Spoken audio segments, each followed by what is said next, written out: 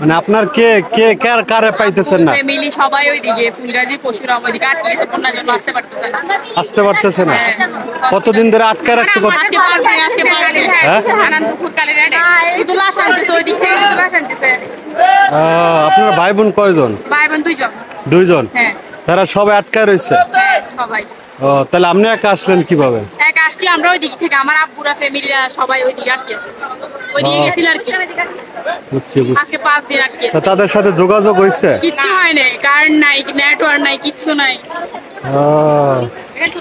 যাক, তাদের জন্য দোয়া ছাড়া আর কি করতে পারবেন? কোন দোয়া করতে হইব।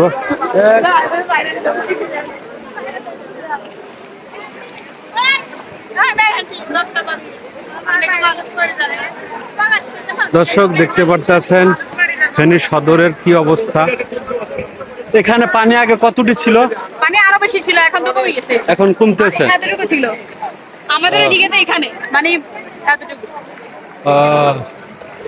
যাক, আপনি দোয়া করেন তারা যে সুস্থ থাকে। লাশ তো নিয়ে আসতেছে, সুস্থ কিভাবে, মনের ভিতরে তো মানতেছে না।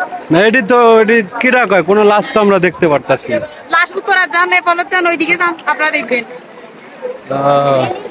ট্রেনের যে খারাপ অবস্থা, মানে কল্পনার বাহিরে। যাক, সবার জন্য দোয়া করেন, আল্লাহ রহম করবে। ঠিক আছে, আল্লাহ রহমত ছাড়া কিছু করতে পারবো না। তো আমরা আছি ফেনী সদরে।